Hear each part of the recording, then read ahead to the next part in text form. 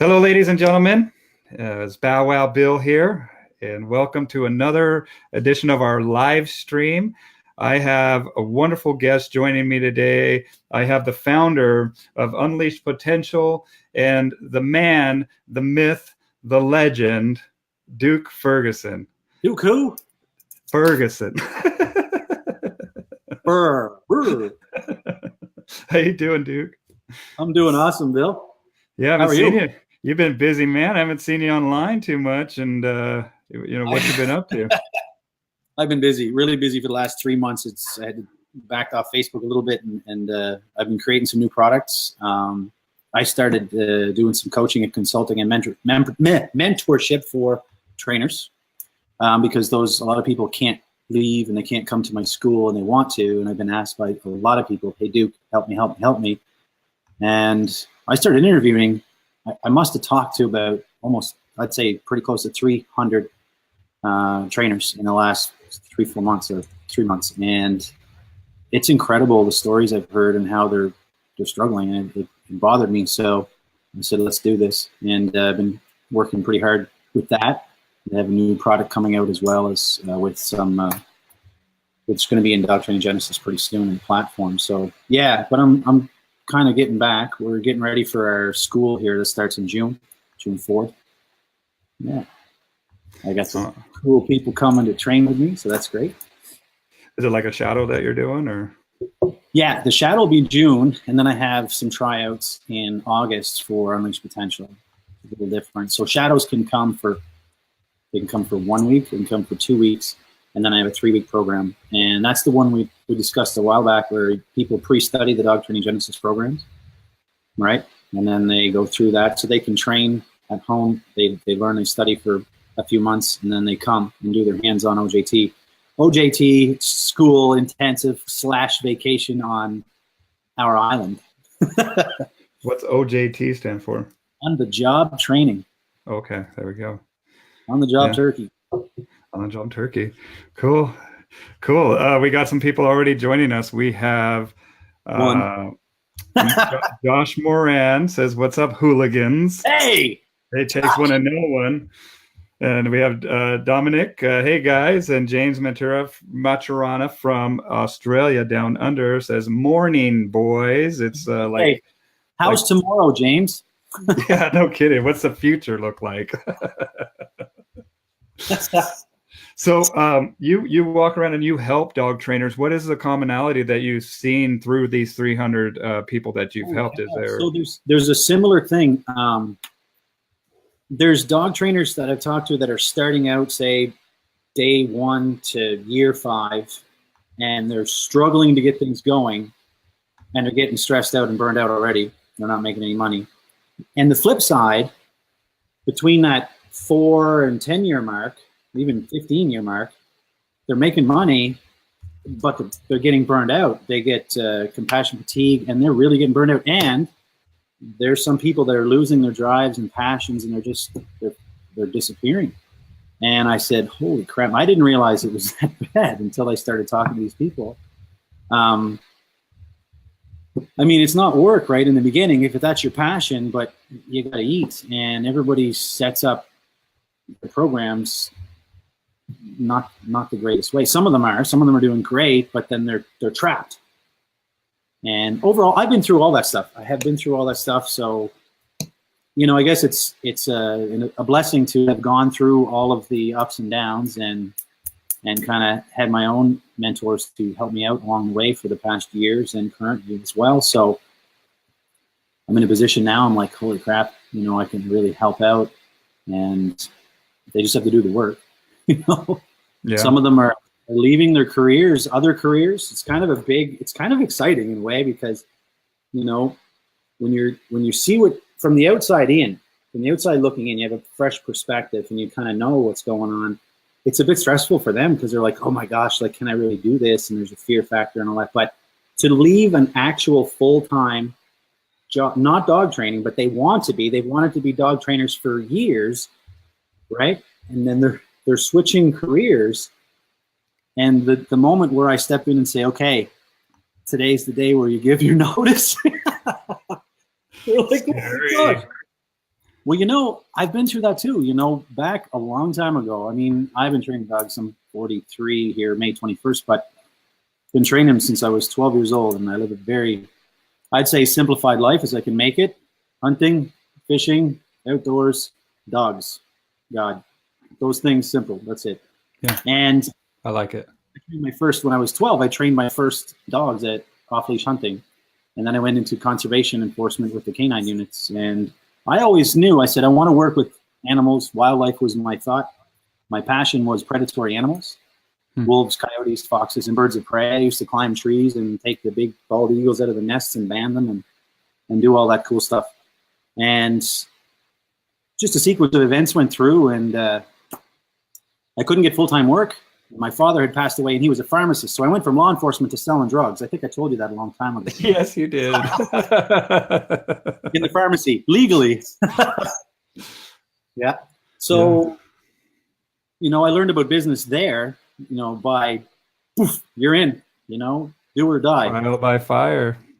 And I started a search and rescue group, and I kept into training dogs. And then I just sold the company. And one day, with a sequence of events, what actually put me in this industry full time as a professional was I had some issues with the chocolate lab I was training for search and rescue.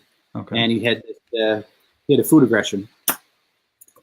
And I couldn't think of how to fix this for the life of me. And I was blown away. He was only young. So I went and seen my vet, and the vet gave me a paper with behaviorist, animal behaviors, veterinarian medicine behaviors. So I'm like, okay, well, I'm not a pro, so whatever. Just got a lot of experience. And it was like, don't say no to the dog, and only food. That's it, and Don't it's not aggression. Dog. Yeah. Yeah, that's literally and it's not aggression. And I'm thinking, it looks like aggression. I've been in, this is aggression. Now you stick your hand in there, he's going to eat your ass. Like, there's no question. So, but you know what? Back then, this just shows how green, and I wanted this to work because I was trying to train him. He was being trained for search and rescue. The stakes were high. There's never been a civilian search dog in the province of Prince Edward Island ever. And I said, I have to do this right, So I went with the behaviors. Anyway, I did a lot of the clicker training. I understood the concept. But 3 months into it, I got bit.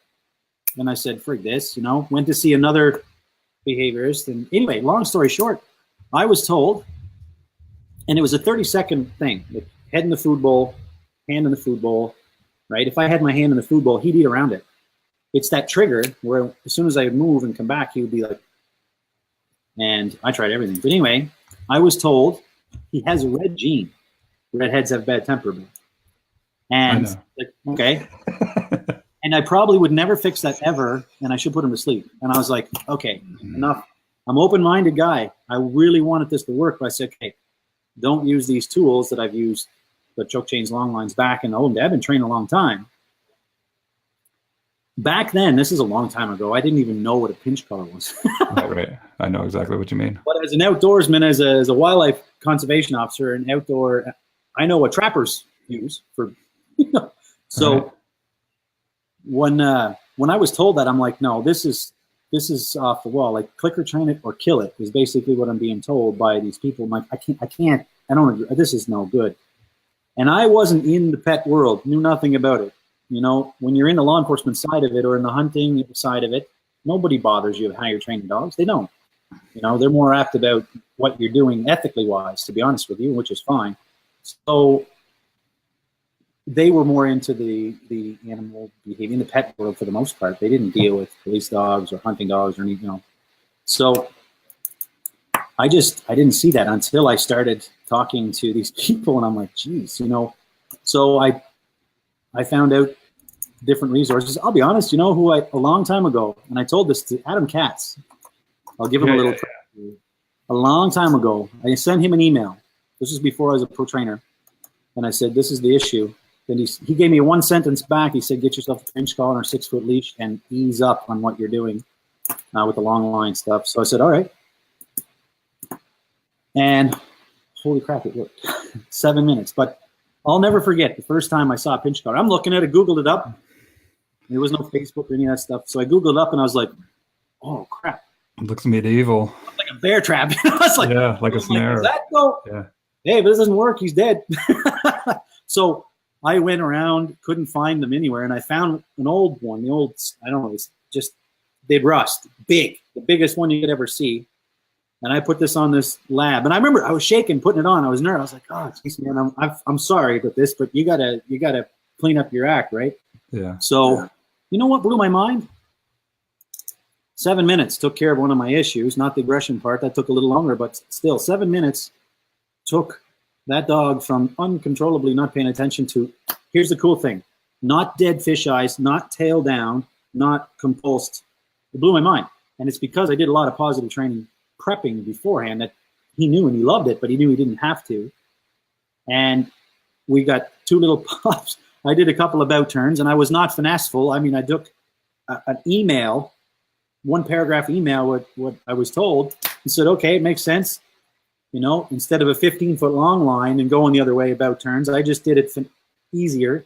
And boom, that sucker tuned right into my side and looked up to me and started to prance happily. I was like, what?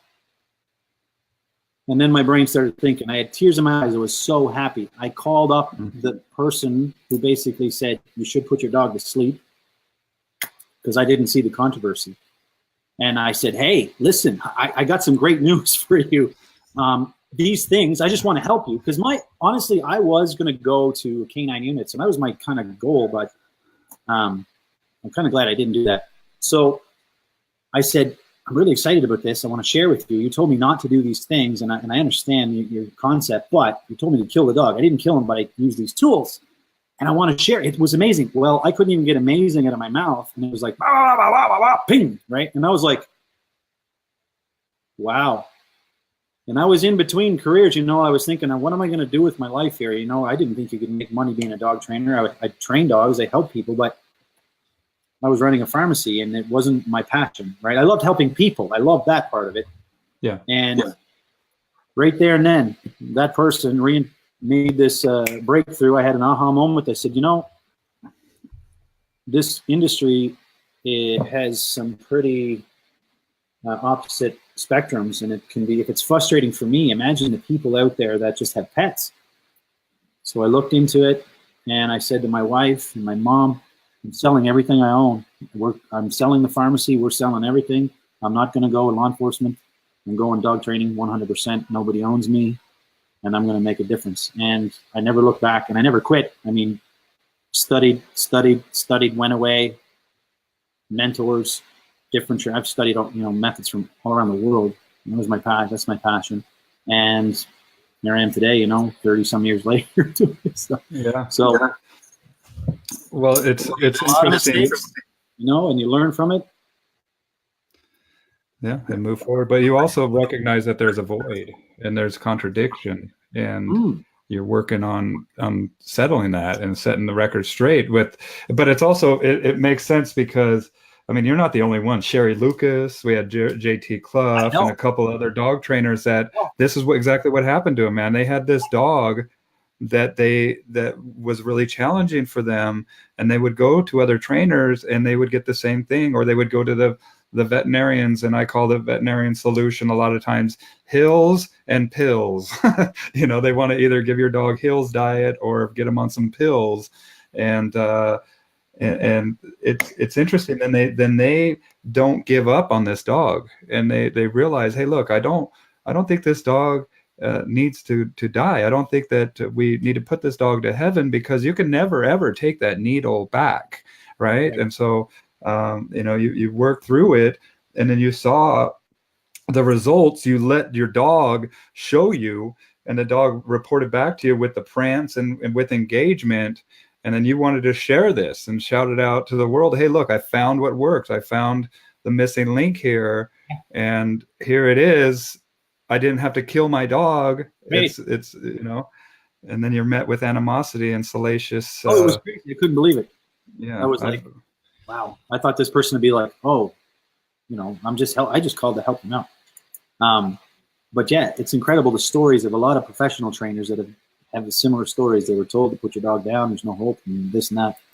I mean, now through the years, I've taken dogs that, you can't save every dog, but right. It's more in the owners and the handlers. Bill, I look more and more as I get older and more mature, if I ever get mature, get older, and I look back and I say, Cheapers, we're not, we call ourselves dog trainers, but we're people trainers. If you really want to be good, if you're good, you're one of the good ones, you're training people, because it's our job to change the people the right way. And the dogs are easy. They just change, right? So I made it my life's goal, the whole passion in life. And I've immersed myself, literally, clicker training only type training in schools, and on the opposite side, compulsion only. Now, I came from the old world. I mean, when I was 12, there was no food used in training ever. Right. It was very strict. And the dogs I dealt with they were a little bit more easy to work with. And here's why. They were kennel dogs, so they weren't in your house spoiled rotten getting all the stuff for free every day. Their love tanks weren't full. Their food tanks weren't full. And when they seen you, because of that love tank not being full, they had some value, like, hey, let's do something. Thank God this guy's coming to get me out of the kennel. So that was back in the day. And they were more, and of course they did have the energy and the drives that you wanted. But when I started with pets, it was amazing to see the difference. I'm like, good Lord, what's wrong with these dogs? Like, why are they so messed up? They got poor work ethic. They are spoiled rotten. It's like they're a mess. Like rich kids. So, yeah. And I say, and people are like, oh, my dog is stubborn. Well, I since learned, there's no such thing as a stubborn dog if you're hungry. There's no such thing as a retired millionaire if you're broke. So the first thing, I started going back to my roots in wildlife. I used to be a wildlife biology technician, and my passion was, like I said, predatory animals.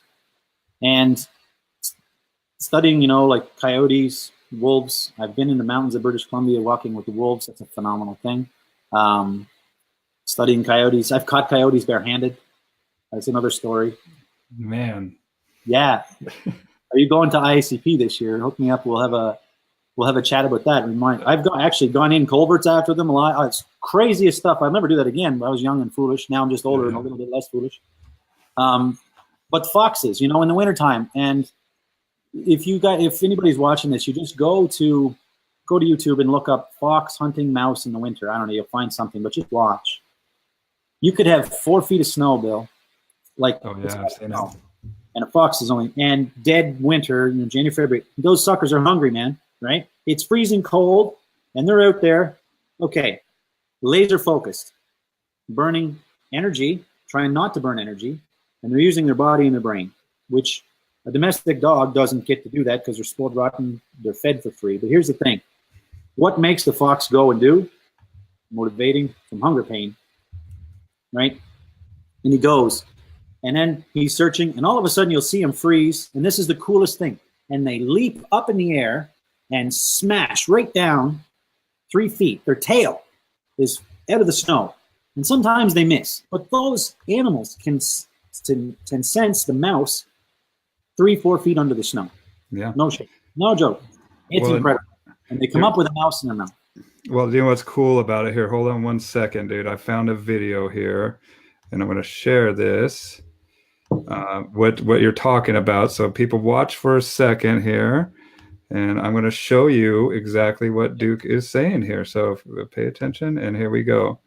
So it's in the snow. Look, just wait. He'll jump in the air, and it's actually quite funny. Like, he literally will almost do a backflip, like a flip. Watch. Bang. Wow.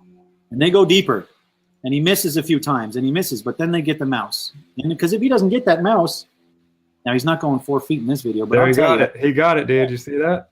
He got it at the end there. Okay, so when you look right at here, that, at the end here, watch at the end. Just the last few seconds. Boom, got it. There's Mother Nature. Now, Bill, I always go back to that because that makes you understand, the balance of what motivates the dog to do, right? A lot of people tell me, and that's why I made videos to say our dog's eager to please, because people are, oh yeah, they're eager to please. You hear that all the time. Still, I'm like, so tell me, how is he eager to please you? They're eager to please you. Why do you need these things? They're not eager to please us. The dog is eager to please themselves because there we go. Selfish. Yep. And that's just science. It's not selfish. Is not a bad word, right? They're like, you and I. Self-preservation. That's right. Basically it. That's why we're survival. That's exactly what survival is, right? And this isn't bro science, I tell people. This is Mother Nature. This is what I go by. And from my mentors, one of my mentors, my main mentors, is Bart Bellin. I mean, it's the same concept. They do Bart things. Bellin told me I look like shit. I needed a shave. So they do things for one reason, and that's to better their situation in life. You say self-preservation. And how do they do that? Well, it's just easy. 2 little things. Increase the pleasant things in your life and decrease the unpleasant things in your life. Plain and simple. Now, as a trainer, when we see that, we say, maybe instead of a trainer, I should be the helper. I'll just control the environmental resources, and the dog does and manipulates, and he thinks he's the one in control, and I just administer the consequences, the pleasant, unpleasant, and it's that way. And it works. You cannot get any better, you know, and it goes right back to Mother Nature. The problem is this. When I went into the pet world and I said, what the heck is wrong with these dogs? You know, they don't want food. What is wrong with these dogs? You go to the shelters to try and practice. They're not hungry. They don't want food. And people are like, see, you can't train them. And people say, see, positive training doesn't work. And when you sit back and think and you say, well, no, it doesn't work, where, you know, when there's a competing motivator, when there's a distraction or a stressor in the environment that the dog wants more than your food, yeah, you're screwed. But I will tell you, there's no such thing as purely positive, but let's talk about this positive aspect for a minute. It can work if you have the time, but I tell people, hey, dogs only live so long, right? But if you took a dog to an environment and food only, open and close the restaurant type thing. So every day you open the restaurant, no food bowl. If anybody's on there that's not a trainer, if you're a trainer and you don't use food, you're missing out. I'll tell you right now, because you can do that. And it is so freaking powerful if you do it right. The first thing, throw away the food bowl.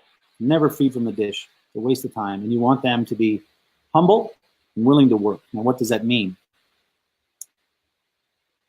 Bill, do you ever have somebody bitching for a job? Oh, I need a job. Oh, I wish I could have a job. And you say, hey, there's a job down at the local coffee shop. And they're like, oh, I wouldn't work there. Well, I say, well, shut up. What are you bitching about? You don't need a job. You're not really needing a job because you go work. I don't like that mentality. Now, give them a few days with no money, no food. Then they go down there begging for a job for $2 less an hour. That's the mentality I want a dog. Begging. I don't starve dogs. I open the restaurant. If I offered you $5 to tie my shoes and you say no, I say, okay, no money for you today, but tomorrow you're going to tie my shoes. Eventually, if I control the resources. Well, there's the switch that comes on. So in the beginning, I'm not going to use treats. I'm not going to do anything. Food.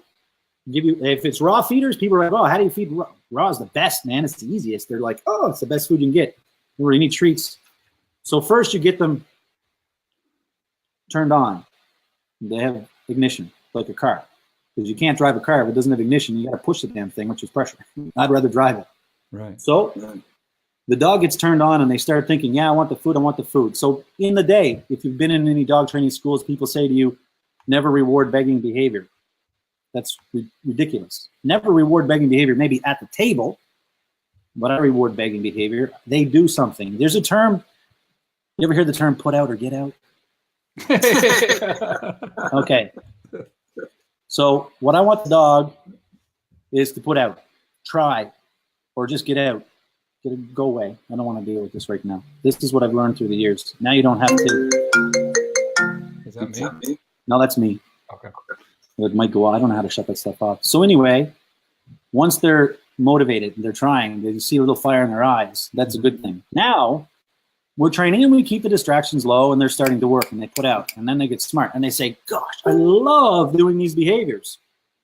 But the problem is they don't have to. If you're just going to say, okay, just with food only, with hardly any tools at all, then you must stop this. It's like working out. You know, you need to go and start with 5 or 10 pounds and go to 15 pounds and go to 20 pounds. Don't just go to the gym and go, oh, everybody's here. I'm going to grab the 60 pounders and go at it, right? That's just ridiculous. Too much stress, too much pressure. You don't go to the gym tomorrow because you're too sore. Yeah. So now you take this. Consequences. Yeah. So now you have a dog that's amazing in the house and they're not good outside at all. But you have somebody who's very reluctant to use the tools. I use the tools because I don't like screwing around. I like technology. I like this. I wouldn't want to handwrite letters back and forth to you and say, here, tell people that I said this. And then you wait and you get the letter and you're like, oh, I told them this. What should I say now? And we say, that's stupid, right? You can't do that. I like to talk to you now. I want to send a text. Nobody wants to get in the phone and talk anymore. I would say, hey, let's have a conversation. I hate typing. Friggin' hate it. Either I do video or I text. Well, that's the glory of communication with the technology we have. So what I tell people is this: the dog is really good in the house, okay? And if they didn't want to use the tools, that's their prerogative. It's a choice, it's not a need. That's another topic. But now I say, okay, the dog loves this restaurant. He's working happily there. Move the restaurant. It's no longer open and closed in the home anymore. He no longer eats in the house anymore. Take him outside. And then, yeah, you're going to see his behavior regress a little bit. No question. Because it's distractions and the food don't work. And they say, hey, it doesn't work. No, it's not going to for a day or two. Then he realizes, oh, shit, this is the only place where I eat now. And now, bing, he starts to tune in because a little hunger pain says, quit dicking around and eat here, hunt here. And then they get good there. And then when they get good there, you close that restaurant, never open again, and you go somewhere else where they suck. And you're increasing. It will work. Here's the scoop, though. Take you forever, depending on the dog. And you might have those dogs, those dogs that come in, let's say those long, lanky, skinny shepherds, they don't want to eat. And they don't. There is the odd dog. You might have 1 or 2% of the dogs in the world that say, I think I'd rather die, but they're sick. There's something wrong with them usually. Yeah. Every animal they don't have to learn to eat to survive. Now that's the extreme, right? But if you want to put if you really want that positive aspect to work, that's how you do it. Now, we go to the other side. We teach them on one hand, hey, these are the things that are good for you in life, and you love doing these behaviors. It's a positive association. But there's a thing in there that says there's no such thing as like you must do this for safety and sanity reasons. And not too many people on planet Earth are going to go with the amount of time on the positive side to go that extreme route. Some will, some people will. Unfortunately, they're not going to be taught these methods by those trainers. So now we have the tools. So we say, okay, here's how you increase the good things in your life. You like doing it, but you don't have to. But now I'm going to teach you how to answer the phone. So the phone rings and it rings and it rings. And you say, that's kind of annoying. And you say, pick it up, and the phone stops ringing. There's a behavior, right? And on the phone is Bow Wow Bill. Hey, what's going on? Here's $50. I love that. So positive. So you have a little bit of, unpleasant stimuli. Now, unpleasant does not mean an abusive. It's unpleasant. My kids, I actually have a YouTube video. It's called Negative Reinforcement or something like that. Ding, ding. Was when I was at the Wolf Center in California. My seatbelt sign in the rent-a-car started dinging every time it was a pain in the ass. It was like, okay, this is effectively good negative reinforcement because I kept putting my seatbelt on. So I'm like, I'm going to do a video. So I'm like shooting a video of the dash dinging on and off, and I explain it. Well, that's negative reinforcement. So puts my seatbelt on, keeps me safe. Now with this patterning, hey, you must do this, and it's good for you. There's a happy balance, win-win scenario, right? Yeah. Well, it's annoying if not. It's like trading the cost benefit, Yeah. So with the dogs, some people say, oh, this doesn't work. Low-level stuff. Say when it comes to e-collars, a lot of people use low level. They preach low level forever. Well, I will tell you, the dog's the one that dictates what's low. What's low. I've seen dogs go level 1. No problem. Level 3 would be too high. Even no problem. Sensitive dog, super sensitive. But I've also seen dogs not give a rat's ass on a small collar, let's say.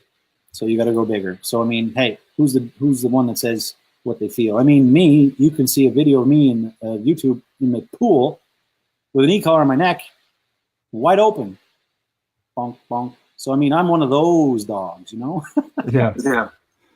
Well, I just put up a link to your YouTube channel in the comment section. So check out the video. And we have a bunch of comments that people have posted up. We have a lot of people joining us, and we have 22 viewers. Thank you so much for joining us and watching us. Duke is a wonderful teacher to learn from, both about life, dogs, and business too. If you have a dog business, definitely check out what he's doing to help people. And that's what we were talking about. That's what started this conversation at the beginning. I was asking what he's up to, and he says that he's helping 300 plus dog trainers, and we see a commonality. I didn't help them all yet. We're speaking with. Spoken with. And Josh Moran says that there's a lot of dog trainers, entrepreneurs that have a weird work overload worship. Yes. And I preach.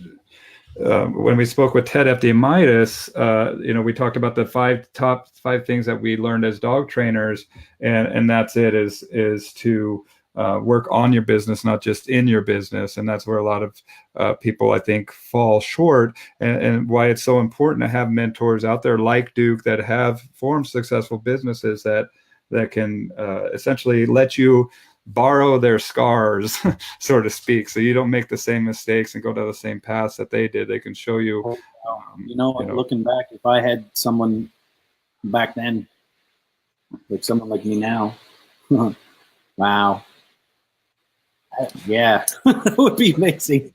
Well, I think that the world is changing too, and that's why I do these live streams, and the technology that's available that can bring about change is pretty remarkable. And even with Bart Bellin, what he's doing with his rings, with the e-collars and different things, it's amazing. I can't wait to learn. I want to go to one of Bart Bellin's seminars. Who are some other mentors that you have? We have Bart Bellin.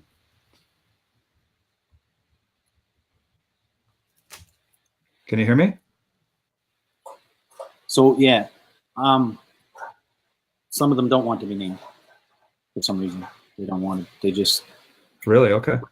Yeah, but yeah. He's about the best. I'm more intrigued now. I can give you the list some days. It's got to be so. Here's a good. I'm just going to give a plug for Bart. Okay, he's just recently taken over Martin Systems. So all of Martin Systems now, Bart and Michael are rolling that out, making some changes for the better. That's exciting. Yeah, absolutely. Yeah. Well, and so what? Let me think here. What you have Unleashed Potential, and Unleashed Potential is the licensing. That's the brick and mortars. So Unleashed Potential was the business I started quite a while ago, and when I started that, I first started out of my truck. So I started out of my truck in a very small little town of like, I would say 2,000 to 4,000. I'd have to Google that up. I know it's very small and it's seasonal. So I was very successful right from the get-go. And actually, thanks to Adam Katz, you could put him as a mentor. I don't know, he's a pretty smart guy. He's been around a long time. If you got that success with, being new just in a couple of months, I think I probably made about $15,000 out of the back of my truck in 2 months, first 2 months of my whole career. So, and that was a long time ago. So it went from that to, it was called Kings County Canine. And this is, well, I remember when I first started doing videos on the old KC Canine YouTube page, one of the videos I put up was Rottweiler Unleashed in Public. And it was, I was never on camera. Somebody was filming me. I got this old camera. Anyway, it got like 1.7 million views in a very short period of time. I didn't know anything about YouTube. Fast forward to today, you don't get those type of views like you used to way back, But I changed the name not too many years later after I started business to Unleashed Potential. And that was, I think it was coming out of Las Vegas, where I did some work with Fred Hassan, actually. So Fred, you could tell him. So you wanted to know who my mentors were. I'm getting it out of you. I worked a lot with Dave Skaletsky. So Dave's a great trainer, and I haven't seen him in a long time, but he's a great guy. Those are guys that are cool. They don't mind being named. They don't care. So when I came home with that business, I started to expand it, and actually, it was Ted was the first guy that I trained and brought on under my wing, way back for about 5 years, and helped him out a lot. So I've slowly expanded from there. When it comes to Unleashed Potential and the trainers, I don't want to be the biggest. I really don't. I just want a fan, because of the controversy back then of like the positive people and the negative people, and you couldn't talk to anybody. And me, I love to talk, right? So yeah, what I did is I said, I'm going to get trainers that are really good, freaking awesome people, great dog trainers, open-minded, the same. So we share the same, ethics and values and sense in life. I can go and crash on their couch I mean, we're family. That's what it is. So I don't want to be the biggest. I just want to have the best group, the best team, the best family, and keep it small that way. So that's not something that I really push or promote. I've never really advertised it ever. And now we got several different locations in Canada, the United States.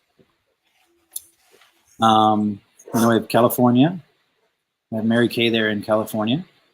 We have Kristen Tedesco in New Jersey, and Terry Haney in Connecticut. And then I have here in Nova Scotia, I've got Evan Doggett. You must know Evan.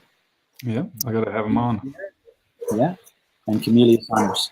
So Gene Shop wants to know, when did DTG come to be, and what is DTG?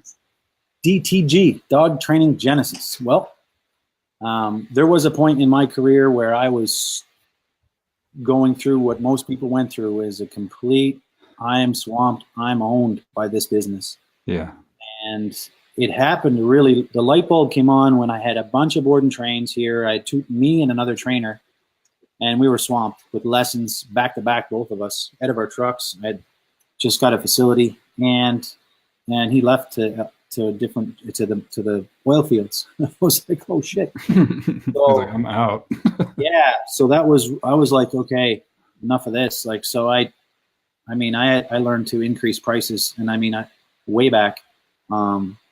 So I doubled prices right away to try and I was just trying to get people to stop, stop the influx of new business. Yeah, but it didn't.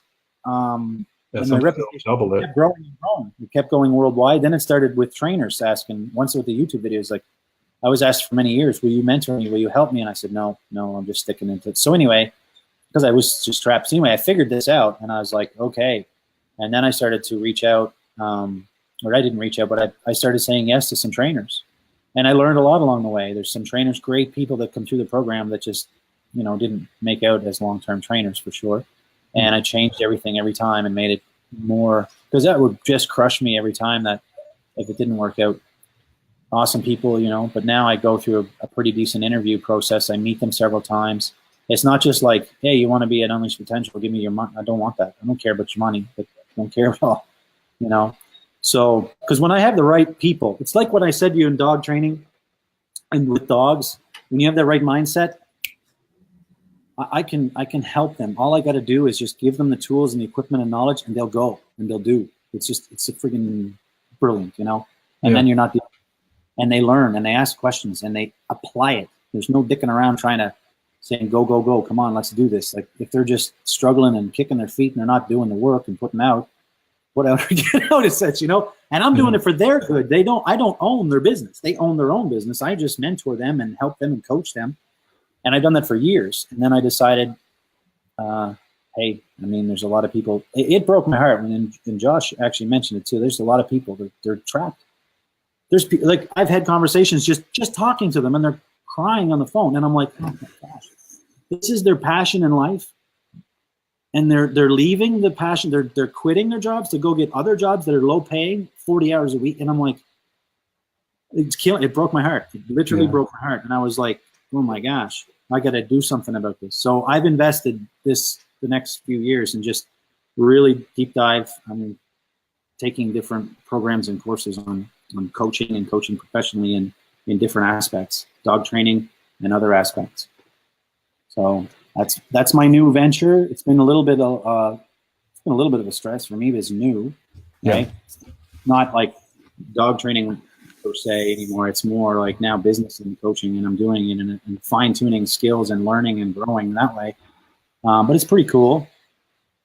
Well, I think that you have a lot of value in not only that, but the observations that you have seen, but also just knowing that there is, and that's what fuels me, man, is if whenever I get burnt out or anything, just knowing that I really have helped people and help them. I remember one time I was really burnt out a couple of years ago, and it just, people don't realize that this is a 24/7. That's when I have these dogs here for board and train. Like, I can't go and just clock out and be like, okay, I'm done, man. It's like, no, this thing, even when I'm out to dinner, even whenever I'm working, because I have these dogs. And what it happens is that it leaves what's called an energetic residue in your brain that your brain is constantly chewing over. And after a while, it wears on you. And I mean, it's a lot of calories sometimes for this dollar. And even though we're passionate about it and there's nothing else in the world that we would rather do, sometimes we look at the cost that our family takes. And, we're not, usually we're in a bigger family and we're just the only dog guy, or at least me, I'm the one that's passionate about animals. And that's who, these guys have to make sacrifices because of my passion. And we have to weigh that as well. And, yeah, it's a big puzzle, but obviously the rewards are worth it when you do have the people that call me. And this lady, I remember I just was sitting there one Sunday morning, and this lady called me and she says, "Is this Bow Wow Bill?" And I said, "Yeah." And she was like, "I want you to know that our dog Winston, we brought him to you, and we've already been through 5 or 6 dog trainers. And when we came to you, you didn't know it, but we had a vet appointment to put him down." And I was like, and she's like, but when after we met with you and we saw that this behavior could be fixed and we worked with him, I just want you to know that Winston went to heaven after 7 long years. He died peacefully in his sleep thanks to you. And that right there, boom, I was reinvigorated. And every time I get burned out, I think of Winston, and that there is a need for people like me out there, and to not forget about that, but to balance that cost and benefit, and also to we trade our lives for this. It's just, trading other people's lives for it as well is kind of you have to learn. So here's the thing, right? So because of some of the people that I've studied and it's not dog training, it's more the personal development and high performance type stuff, right? You need to, we don't apply that. Dog trainers, they get up, they're excited with the day, and they're like, okay, I love dogs, and their goal, I know it was mine many years ago. People were like, what's your plan? I'm going to train people to help their dogs. And they're like, okay, what's your goal? What's your plan? I'm like, what do you mean? Well, who are you going to target? Who's your clientele? I'm like, people with a dog and money, and that's what I went by for years. And you know what? Every dog trainer I talk to is the same. They don't focus on the same too. And what happens is they end up, they're just passionate. I mean, really think about it. I remember for the first several years, every time somebody would give me money to do a board and train or something, I always giggle. I'll be like, I can't believe I'm getting paid to do this. Like, holy shit, I've done this all my life for free. It's fun. I love it. This is not work. You got to think the life of a dog trainer and how I've figured it out and done it. And you should be able to get up in the morning and go. Now here I'm on an island, so we have beaches and we have parks and we have town. I don't know if you can see anything, but out my window, there's a river right there. Oh crap, there's too much of a glare. What's see my bird? I just showed you my. Is that a real bird there? Yeah, that's a red-tailed hawk. No way. He's trained to just sit there and shut up, not a word. He hit the window one time. He hit the window. But anyway, where was I going with that? It's trying to burn out, and that's what we're. Yeah, they get so burned out, and I'm thinking, you know what? You should be able to get up. You get your dogs, and you go to the park. You go to the beach. You got a board and train. You spend time with your family for a little bit of time, walking downtown, go to a coffee shop, have an ice cream, and just enjoy life. You don't have to work too hard, especially if you're charging enough money. Another thing is I find it's such a joyful job. A lot of trainers don't realize the value that they have. They don't value themselves. They're undervaluing themselves all the time. Mm-hmm. And I try and tell them, and this, you know what? I did that for a while. I mean, I did, but not too severe because, I mean, honestly, thanks to Adam back in the day, I wasn't cheap and I did exactly what he told me to do and it worked. Fast forward, I mean, that was a long time ago, right? Still similar concepts. It's just you learn and grow more. We have technology. I mean, back then, you wouldn't see me on the internet. Well, there was no Facebook. But when Facebook first started, I had a trainer And she'd log into Facebook every morning, and she'd be like, do. And we'd walk in, and I'd be like, get off the freaking internet and quit talking. Get your ass out and work street corners, right? So she'd be like, well, you should be in here. Like, you can actually market here. I'm like, no, I don't have time for that shit, talking to people. We got bills to pay, So, but we'd both be in our rigs, and we go separate ways. No facility, no overhead, making $8,000, $10,000 a month out of your truck, no overhead. So I started teaching people how to do that. Only unleashed potential. And then it grew and grew. And now I'm helping people with a lot more money now because of the internet and marketing and what you can do for advertisements and targeting and your niche and finding out what that is. I just recently started taking that stuff more serious, but I never did before. So me chewing on that. And then now, if there's something I don't like, but it's needed, I delegate stuff. I just help people learn how to delegate that stuff too. So they don't have to deal with it. Because trainers don't want the training in their mind. They're like, I'm a dog trainer. I'm not a salesperson, and I'm not a marketing person, and I'm not this. I'm like, well, you kind of are, but you don't have to be. It's kind of like a conservation officer, right? Well, a conservation officer is a wildlife officer. They're looking after wild animals, and they're I was a canine unit, so I was running through the woods at nighttime in the middle of nowhere, chasing people with guns. Like, it's a dangerous job. It's for young people, that's for sure. But it's hilarious because I had to be my own ident section, and I had to take a lot of training. I had to take my own photography, and I had to do a whole bunch of stuff. We didn't have police per se, unless somebody was trying to murder us, and then the police had called in. But I mean, it was just, I was there to help. That was the part. It was fun. It was intense. You're young, and it's dangerous. But what I really loved the most was getting out, meeting the people, meeting the hunters, telling them where I saw good spots for them, helping them. Like that's what I like to do. That's my personality. That's my kind of big thing in life for me is if you're not giving back and contributing and helping, then your life sucks. Yeah. What are you doing? Here's the thing why I'm doing it too, Bill. I mean, if you look at it, I have been down and out several times, and I've had really great people in my life that I've been blessed to have just be in my presence, reach down and help pick me up, Yeah. And sometimes you're humbled so much, and you get the ego, and you'll get humbled as soon as your ego gets big. Your dog will humble your ass right quick. So I tell everybody stay that way and just always contribute and give back because everybody needs it, And so I've had some people say that they weren't accepted here or there, and I'm like, well, somebody needs to give this person a chance. Like, I'm just a helper. Like, I'm not them. And that's what my goal is now. Some of these people that are struggling, the pain, it's driving me crazy, Yeah, it's palpable. But you've also felt it, and so well, I mean, when's the first time we met? Was it a few years ago at ICP? Do you remember when were you? St. Louis, down a few years ago. Right. I had my surgery. Yeah. You had your little flap, right? You were showing me. And I've also experienced that where you can be on top of your game, right? And life is going pretty good. So somebody asked about dog training Genesis. I was on top of my game, and things were just rocking. I was just overwhelmingly busy, and I'm like, I need 4 of me.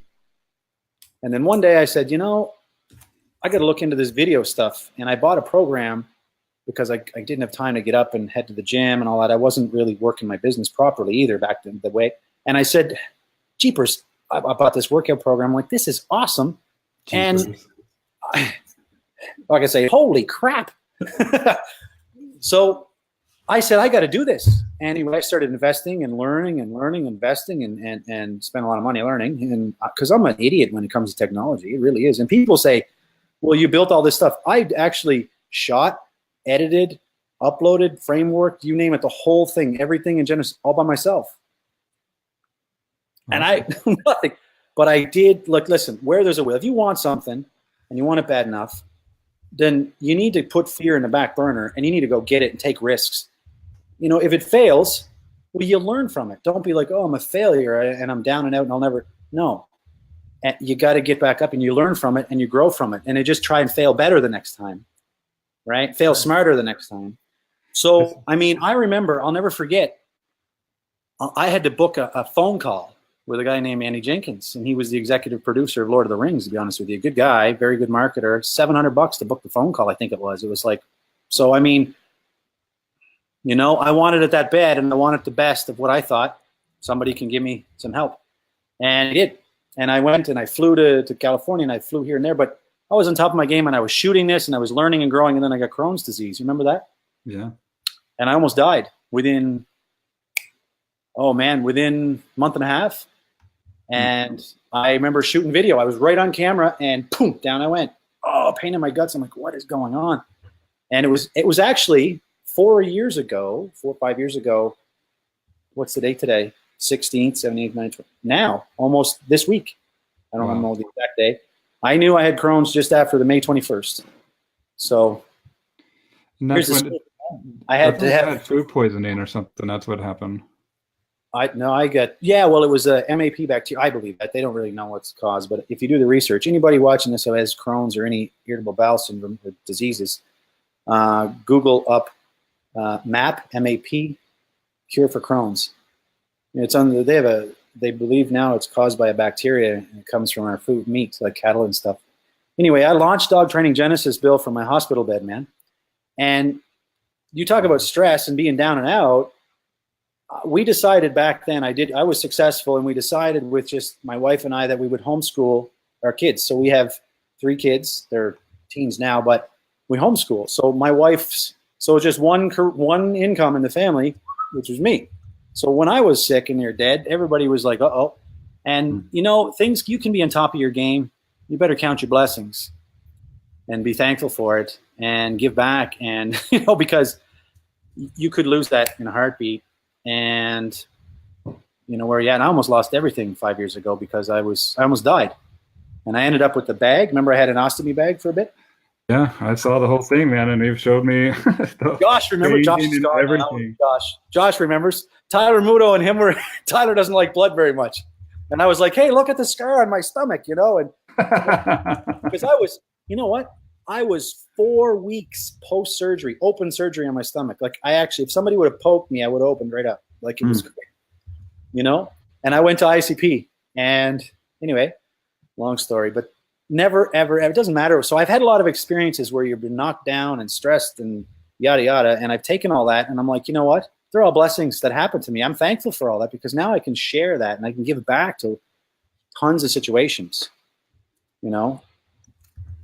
Yeah, I mean, through knowledge, through experience is a totally different ballgame than just reading about it, you know? Yeah.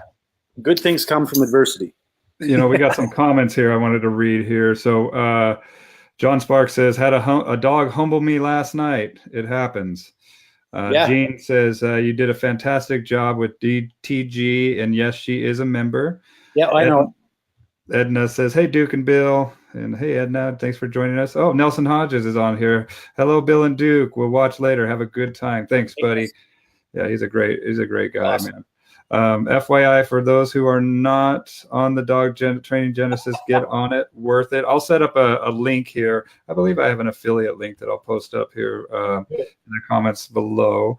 And then Dominic Robio has a question about when you work from your truck. He says, did you go to people's home or meet somewhere? And how many clients per day? Can you explain what that looked like?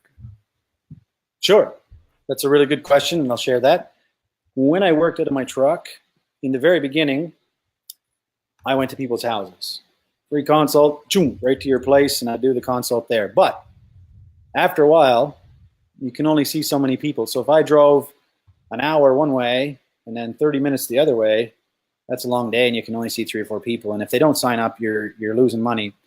So you had to get really good at selling. And selling in a cool way, because I hate sleazy. I cannot stand it. So me neither, man. I think I love being sold. I love being sold. Like so do I. I'm like, dude, I love this. You know. Yeah. And the best way to do it is just to help and explore, and what you can do to help them, and say, you know, based on this is what I got. This is what it'll do for you. Do you want to work with me or not? And I think what really saved me back then in the day was my personality, not so much my skill. Everybody's got to go through the learning stuff, you know. Like, but anyway. That was that. And then I started to get a little smarter and started thinking, oh my gosh, you know, like I can't do this. So I started going central to a park. All right. and I picked a picnic table out. This was my office, picnic table, briefcase. I did my demos, consults, and I would book everything back to back. So, you know, on a really busy time, I would do 6 or 7 lessons back to back, or I would schedule 4 or 5 and then take a few minutes and eat. I was just a little bit, but I wouldn't recommend doing that because that's a lot. And anybody who knows me, who's worked with me, if my trainers are on here or anybody's gone to my school, they know that I'm a hard guy to keep up to. I don't know what the heck. I don't know, but anyway, it's that ADHD, I guess, Bill. Yeah. Just go, go, go. I'm like the Energizer Bunny. Except yeah, I'm the same way, man. I mean, it's just, and when you see something that you want to achieve, and if you have something that can really help people, I mean, apply, and that's it. It's like these people are coming to you, and you know, it's like, how do you deal with people that say that they're getting in the dog training industry because they hate people? I don't deal with them. I actually, I've out of that 300 calls, I've had a few people like that, and I looked at them and kind of, if you people play this back, if they're just seeing it now, we're people trainers. We're not dog trainers. We have to be good with people. That's the first question. People are like, how do I get into this? I want to work with dogs. I can't stand people. I'm like, yeah. I laugh and I say, I understand that because people are pretty mean, you know, but you're not going to be a good one. Like, you're the person that's out back training dogs, but you shouldn't be mean around people. So you could be a staff member maybe. Mm-hmm. The thing is, what I tell them, I'm like, you know, I'm not the trainer for you. I can't help that. You can buy my stuff and grow your skill and do your thing, but you probably may not be successful, and here's why. And I don't say you won't be, but I'm like, you're going to struggle because you need to be able to reach and communicate people and change people in order to change dogs. I mean, it's like if I got your body and went to the gym every day with it and knocked down 100 pounds and built, you know, 30 pounds, 20 pounds of muscle or whatever you could do, and then gave you your body back and you just kept eating burgers and drinking beer, I mean, you're going to go back the same way. So yeah, if I change you for a lifestyle, it might take a little longer, but all of a sudden, okay, works. But it's changing the people, even board and trains. You know, I see posts on there, people are like, oh, here's why board and trains are bad and yada, yada. They're not bad. It's training the people. Whether I train the dog or I train you to train your dog, I have to teach you one way or another to change and rehab your relationship one way or another. It's easier if it's a fully trained dog that comes back and he's drivable. You know, when the car works, it works. Right. You just have to drive it and maintenance it. Well, you got to teach them that, right? So it's always in with people. Now with Dominique's, to finish his questions, I started Central in the Park back to back, but I started doing this also in the winter time, and I would leave my truck running, the heater on because it's bloody cold. He'd know because he's from Quebec. Yeah. And I just invested in the best clothing possible. Okay. Dry and warm. If my feet got wet, I would cancel my day. I'd be pissed off, gone. I was the same way in search and rescue. I could be out in the worst conditions ever, soaking wet, but if my feet got wet, I'm done. Yeah. Something about my feet wet is no good. And I would go to the coffee shop for lunch, and I would warm up a little bit, and I would check my emails on my little, what did I have back then? A little BlackBerry. There was the very first iPhone came out, and I got it, I remember. And I did that for 3 years, and then I said, you know, I'm dealing with some pretty high-paying clients, like lawyers and surgeons, and you know, and they're coming out here in the middle of this weather under a little gazebo at a park. I mean, it's freezing cold. And sometimes we'd go into their houses and stuff, but I like to keep it central. So it was my time and efficiency. And then I got a facility. I just bit the bullet. I didn't need it, but it was more like I want it so bad. And then I just stayed there. I thought, oh, I was going to build my own, and I was going to do the daycare and the whole big 9 yards, like go big and stay home. But something told me, no, don't sacrifice your freedom. And I never did. You know, I was stuck several times with a lot of dogs and learned, and then I changed that right quick, and that's no problem, and I can help people do it. And you lose a little bit of business, but you make 3 times the money. So what, you know, and freedom. And you know what? When I was telling you about something we can never, what is something, Bill, that you can't stop, you can't rewind it, you can't get it back, you can't save it, time. I call it spiritual currency. You lay there in a hospital bed. You know, 4 or 5 years ago, I'm looking at the ceiling, the bag, and my guts are cut open and I'm feeling like crap, and it was the worst. And I said, this is it. I'm done. I'm never going to train another dog. I said, what am I going to do now? I'm looking at the scene like, what am I going to do? You know, until the right person is put in your presence and kind of gives you a kick in the ass and says, get up and get going. And I'm easily inspired that way. I'm pretty friggin' motivated, you know, but Yeah. I'm telling you, it can always be worse. You never give up. And now it is only 4 years later. And I suffered more mentally through that than physically. I healed quick. The first year you would have seen me, I was probably as thin as a rake and pretty bad shape, sick. The next year I was 200 and I gained a lot of weight. I was 280 pounds. Yeah. Last year, eating and drinking like anything because I could. You don't know when are you gonna. But now I'm down. Like I'm in great shape now. Probably the best shape of my life right now. 5 days a week, change your diet for a year. But and 4 years ago, you thought you were done. You know, it's life, and for those trainers that are struggling, I mean, there's it can be worse, and you got to reach up for the help and get it. I mean, there's people out there that are willing to do it all the time. Whether it's going to a shadow program, whether it's going to a school, whether it's getting coaching, distance coaching, or therapy, or whatever, just go and get it. And they say, "Well, I can't really afford it." Well, you can't afford not to. Because where are you gonna be in a year? Where are you gonna be in a year? Yeah, and it's going to be scary. And guess what? That's what the change is. And I mean, I'm restructuring my business now, where I want to be able to travel half of the year, and I want to set up businesses elsewhere and still maintain my property here. And you know, it's scary, but it's gonna... You should do what I do. What's that? You should do what I do. I'll work on that. I mean, that's it. And you know, I'm want to launch another project helping people with their businesses as well. Erin Marmon just commented here, Duke. She says, the man. or he, excuse me. Yeah. He says, let me say as a testament and recommendation for Duke's coaching program. He has helped me completely launch and organize my dog training company. I was completely overwhelmed before working with Duke. Still have a long ways to go, but Duke provides a clear blueprint, motivation, and passion to success. Thanks, Aaron. You got me. Yeah. You make me cry on live Facebook. There he goes. I was never that emotional. Does that happen with age or what? I guess so, man. Like, yeah. Maybe am I older than you, Bill? Yeah. I know. Well, Aaron, I mean, we noticed that too, that we change. And as I've grown as a dog trainer, I'm a totally different dog trainer than I was at the beginning, man. I mean, I let a lot more.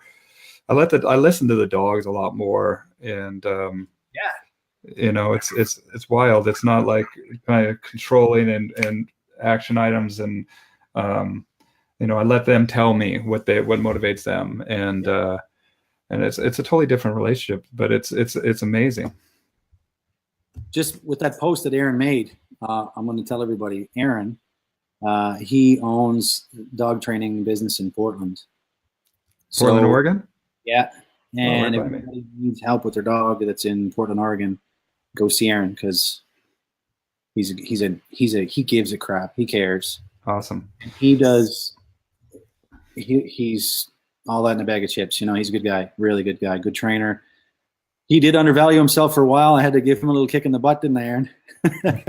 But he knows, you know, and he's got a new baby coming, you know, so he's got a farm. I'm not too far from him. Yeah, you should go hook up and visit him. He's got a farm that he does work there, and his dream is to have dogs running like off leash there, and so it's pretty awesome. Yeah, cool. Does a great job. Yeah. Excellent. And Gene Shop says, your program is helping me with my dog, and my dog trainer now is helping me with people. Yeah, that's good. We need that help with people. Dominic says, I used to hate people before I started meeting you, fellow dog trainers online. That must be the French in you, Dominic.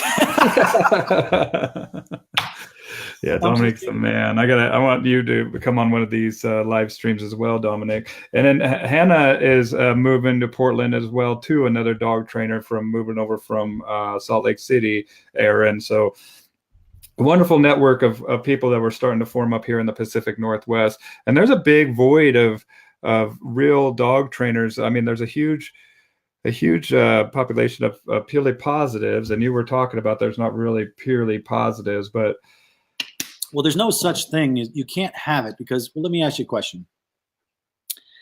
If you had a treat in your hand and you had a hungry dog and you had him sit, right, and you gave him the treat, is it positive reinforcement or negative reinforcement? To give him the treat?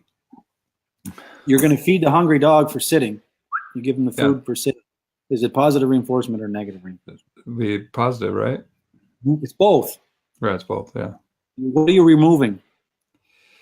You're removing I don't know, tell me. I'm thinking about the cessation to eat, but yeah.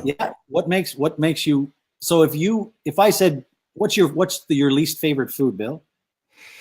Tomatoes, raw tomatoes. Okay, perfect. So if I said to you, hey, right now, let's have a challenge in Facebook. Do you want to eat a tomato? You say no. No.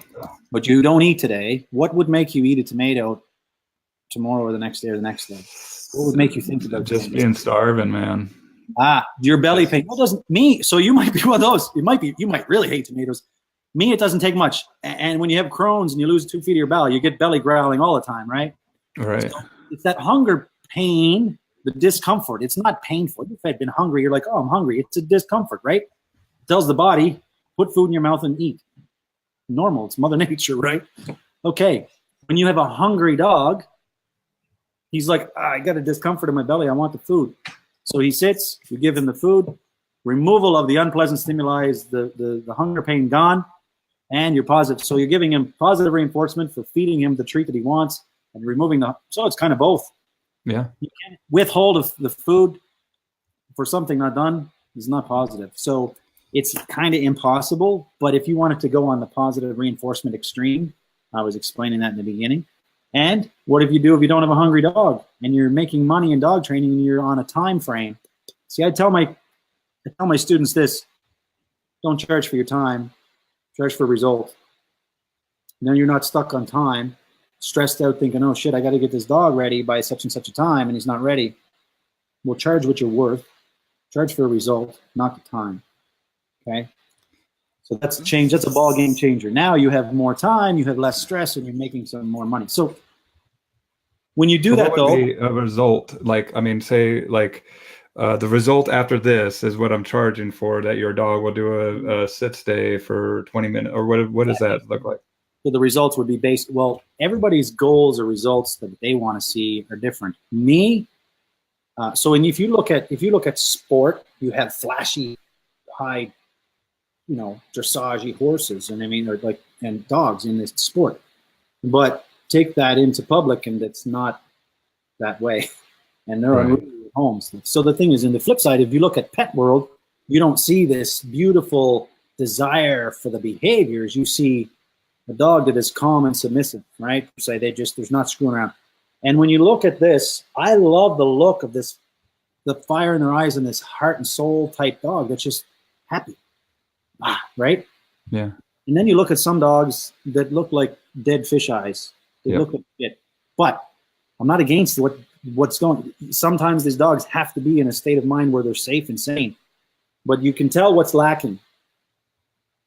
What I like to do, my result, just me, is to take this happy fire in your eyes a little bit and put it into a dog that is manageable. So I like a light switch. I want to turn them on, boom. I want to turn them off, right? So you have that on off, but they're much more happy for the behaviors than your traditional pet training. Make sense? Yeah. So that's, and honestly, that's where what I would say a true balance. Everybody says balanced trainers. It's almost like, it's almost like calling yourself a Christian. What the hell does that mean anymore in today's world? Yeah. So when you say balanced trainer. When you say a balanced trainer, some trainers are just pressure and release of pressure. That's not it's not really balanced per se. Where you take positive reinforcement, they're not positive only. That's impossible too. But what really true balance to me is taking the best of both worlds and bringing them together in harmony, creating a dog that puts out and gives you heart and soul, takes a correction like a champion, and is motivated and inspired to work instead of saying, oh, shut down, sorry, ears pinned, eyes dead. I just don't like the look of the dogs, but 80% of the pet world, that's what they got. That's what they do. I mean, that's just pet world. So when you balance it, so that's my result, but everybody's result could be, most pet people, they don't care about how happy the dog is. Well, they do now in today's society. You know why? Because of all these bleeding hearts, or the, I'll just call it that, the do-goodies that say, hey, the dog looks sad, or hey, the tool's evil and inhumane. And so here's the thing, why I do what I do. When I push a button on the e-collar, why does he wag his tail with fire in his eyes and get excited to come to me? Like, what the hell is that? How is that even possible? People say, I'm like, hey, it's just opening your mind a little bit. That's how I train. Some people, though, they hit the button and you see the, sorry. You see it. And it's nothing to do with the tool. It's to do with the skill and the trainer and how they train and their beliefs. But most pet people don't see that stuff. Only trainers, per se, certain aspects of experience. Yeah. So what could be a result? A result could be you sit down, you meet with the client, and you say, okay, what do you want? What are your goals? What do you need? And you interview them, and you write down your notes, and you say, based on this, these are the results that we're going to get. All right. So if it was a certain trainer that didn't care about what I care about, then they're probably going to have a little bit quicker of a result. Right? They probably don't charge as much as I do either, but they're going to have that quicker result. And the dog is fine. He's not jumping up anymore. He's not running away anymore. He's manageable, and everybody lives fine. Me, I want that, but I want more of a believer. I want a dog with more hope. I want a dog that loves the behaviors just a little bit more than the average person. I do, and I put a little bit more into that. But you know what? That's what challenges me, especially when you take a weak dog that has bad nerves and they're nervous and they're fearful and they want to bite you, and to make them suckers prance. Okay, so when I say charge for result, I would never take a dog like that. You see a lot of trainers I talk to, I'm like, what's your board and train program? They're like, oh, a 2-week board and train. I'm like, wow, I know exactly what they're putting out in the industry.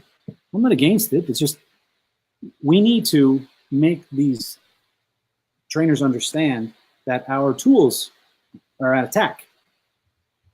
And there's one way, there's many ways, education, but there's one way that we can make all the talk turn into looking like shit, is because when I use these tools, my dogs are happy, not obedient. Obedient is, good Lord, any idiot can make a dog obedient by giving them a crack with a choke chain or a pinch cut. I mean, seriously, they just shut down and say, okay, I'm not going to, that's simple. But how do you get the dog to do what you want him to do and just be normal and happy? It takes a little bit of work. It's an art. It's kind of like a chef, the recipe. Yeah. The recipe. And what if I have one client over here who doesn't like, cayenne pepper, and I have another client over here who can't handle too much sugar? Then I adjust a little bit of ingredients to the recipe to meet these needs, but I still want both of those people happy eating my shit. Right? It reminds me of what I heard Chad Mackin say a while ago about how he'll tell his clients, look, I'm not the guy that tell you the dog you need. You tell me the dog you want, and I'll get you there as quick as possible. He's being true. He's truthful and honest to the people. Yeah, and I love that. I've adopted that since then, and I can't wait to have Chad on this to talk about that. And that's exactly it. Is we have a perception, and we have a standard that we like as dog trainers, but we have to remember that we've traded our lives for this. And so, it might be way above and beyond what our client is looking for. And even though we're trying to convey, hey, look, this relationship can be super awesome, the client's like, yeah, no, but I'm good with it as this. And that's it, is to remember that this isn't our dog. This isn't our relationship, that we are being hired for to help them, but to help them achieve what they're looking for. Who's snoozing? So this is a Malinois. This is a Border Collie lab mix. And they're lying sleeping on the couch. People are like, oh, I thought you didn't put dogs on the couch. I'm like, these suckers earn this stuff. They privilege. And if I say get off the couch, they get off the couch. Yeah. Right quick. Here's the scoop. You see a YouTube video, though. Anybody wants to see a good one. What I was talking about, positive training. It's called Lazy Dog Trainer. I have a bunch of them. There's like a bunch of them. But the Lazy Dog Trainer, I have a student that's in my school. He's sitting in a chair, Bill, and all he has is a clicker, nothing else. And the dog is doing all the work. He's not allowed to speak to the dog. He's only allowed to mark and feed. And I have a little bit of music to her.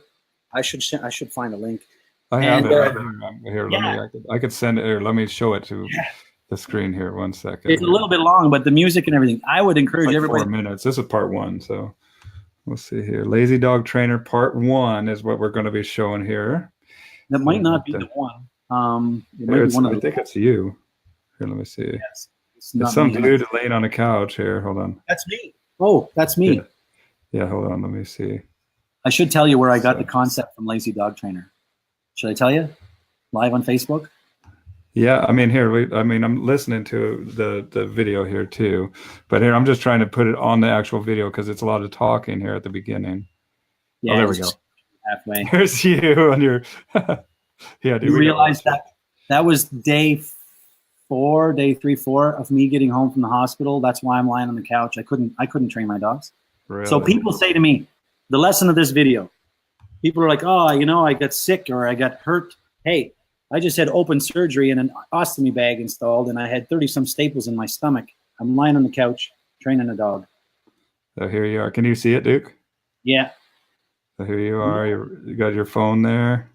Put your phone in your pocket. Yeah, you look like you're uncomfortable. And then he's like, Dad, I need to work. Like, I need to work. I got in trouble for that video though because he's on the coffee table, sit down, stand. Oh no way! So he's playing with you a little bit here, and he's like, he nudges. There's the Malinois for you. And so now Duke puts him up on the coffee table. He has a tug right there, pays him. A little tug there, right on the couch. Back on the coffee table. You bad dog owner. That's what were they saying? What's that? What were they saying about the coffee table? Oh, my wife, I scratched the coffee table. My wife's like, what are you doing? You're crazy. She was upset. Well, she couldn't get too upset because I was really, really sick. So she was just happy I was alive. But I scratched the coffee table. I mean, what do you do, right? But I'll tell you a quick, how can I share this? It's called Lazy Dog Trainer 5, Shaping with Clicker and Food. Can you copy the link, and then you could either send it to me on the messenger on Facebook, or you can send it on the messenger down here that I was showing you earlier right here. That's the one I want. Yeah, if people can see that, it'd be really good. Then they know exactly what I'm talking. Where did you go? Get back to me. Okay, cool. And then if you have a dog who isn't food motivated, is it just as effective to use a toy? I find some will work for a tennis ball, tug, etc. So now you don't have to remove the food to wait for hunger. And you can see in this one, I'm using a toy. Tug, yep. Exactly. Here's the thing. When you don't have a food-motivated dog, that means the dog has a bank account with reserves in it. And that still has to go down before that will switch in. So do work on that. But in the meantime, what do? You don't do nothing. You can start with a little bit of pressure and release of pressure, or you can start trying to play with him with a toy. The thing is, there's places where you can play and you can't play, like downtowns, walking. It's easier to give food, a lot more reinforcement with food than you can with toys without exhaustion as well. But I do a lot of toy work as well. There's the link, I think, and I'm not sure how to shut that chat box off. Just hit the chat again. Hit the icon. To bring it down. Can't do it. Let's see. Oh. Got her. Got it? Good. Yeah. And then I can share this video here in just 1 second. People can watch that. It's a little longer, but that's a whole complete, my students come here, they learn in depth, free shaping and clicker, and then they also learn, I put e-collars on them, and they get trained themselves in a field with exactly what we're doing there, and they get trained with a clicker. They train each other for day 1, and day 2 or 3, we're using e-collars on them. They're training people to run around and pick things up and do things. And then they start working with dogs when they come to my school. So they get really intimate with understanding these tools. Well, I mean, that reminds me of when we were at the IACP event, and then Bart Bellin was doing that demonstration where he had the people, and he was doing $100 and having the people go and grab this $100. So Do see you the remember dog that? lying on the couch. Do you see that right there? There's no equipment on the dog, and she's a high drive Malinois, and I tell her to sit there, and there's no problem. Then she sleeps on the couch. So she's a good dog. You've got to have that right balance of training to have it what you want in a dog. One of my trainers sitting on their butt, absolutely nothing, training dogs. I got the closed captioning on here for you. You can actually, there's no speaking, there's music, and it's really cute. The music of her and how the music goes, every time she looks to the trainer, I didn't set that up, it just happened that way. It's awesome. What we did is we trained her to go to place and jump on a place. So if you skip, because it's a long video, skip to the middle, sort of the middle of it, right? There. So you can see he's just sitting there. She's thinking. She's relatively new. She's thinking. She looks at him. He's shaping her to go to that black box against the wall. And that's it. So let me tell you something. With positive training, when you do the way I teach you, you can take a person in a wheelchair that cannot use their hands hardly, as long as they can mark or they can use a remote. And actually, I had Greg Van Kern set me up with a great big massive button that they can use with their elbow. So we condition the dog. The dogs are the ones, this is the mentality you have to have a dog in. People in a wheelchair that cannot move now can train a dog at a very high end, off leash, perfectly, with a little help from somebody. And that just shows me, because when I had surgery, this is where my brain started thinking. While I was lying on the couch, Bill, I started thinking, I'm training my dog, and I started thinking, man, this is like the laziest dog trainer ever in the world. I'm lying on my butt on the couch. Nobody knows I've got 30-some staples in my stomach. I got to videotape this. And you know what made the name Lazy Dog Trainer? As I said to myself, when you look at the both worlds of positive training and compulsion, in a sense, so the old world with pressure release, you can't get a dog to do what you're seeing in this video with pressure release. You cannot. This dog is putting out. It's the put out or get out type mentality, right? Now, he's searching around. My student's his timing's a little off, but he's learning. This is what my students will do. But you see the end of the video, she jumps right on that box. Now, he's not even feeding her from hand. He's just flicking the food. So we're not even speaking. But what gave me the name, this might sound mean, but if you look at from videos of like e-collar videos. Missed it. Yeah. Oh, missed it. Yeah, right. Little rewind. Boom. Jackpot. Now she goes back. He dumps the whole bloody thing. There's the end of the session. There's the jackpot right there. Yep. When he was petting her for the first time, that's when I knew we missed it.